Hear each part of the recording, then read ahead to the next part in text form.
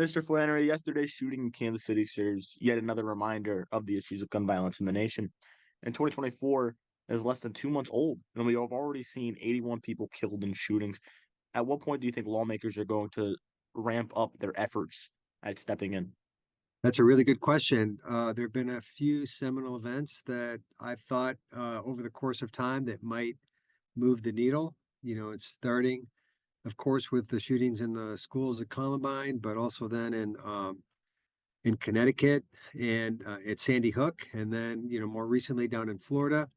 And then you're having these shootings at public events, concerts and parades, and in grocery stores and movie theaters and entertainment districts at bars and restaurants. So every time one of these things, events occurs as a mass shooting, particularly when there are many people injured and killed, the Nevada concert comes to mind. You think these are opportunities. They have been opportunities for individuals to take a stand and step up, particularly at the federal level.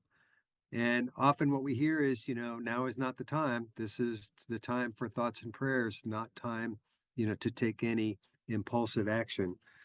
So I'm not really sure what the seminal event needs to be for individuals to take a stand politically and to try to enforce some of the laws that are on the books more consistently and to address some of the gaps that currently remain in the system with respect to access to firearms and the lethality of those firearms and the ammunition and weapons that are being used. Of course, and lastly, before we wrap up, as we are, of course, running low on time, but what else would you like to add? Do you have anything else you would like to add on this issue? I think there are things that can be done that should be done. And people that think that we have a universal background check system in place, we don't. People that think we have adequate safeguards around access and loopholes around gun shows and private sales, we don't. People that think that, just because 800 law enforcement officers are at an event, people with ill intent aren't going to be able to figure out a way to still shoot somebody. That's what happened here.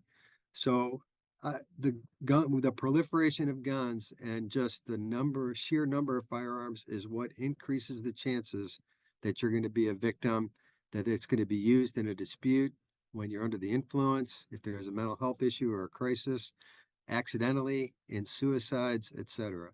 So we need to kind of wake up to the fact that we've sacrificed community safety for individuals' rights to bear arms.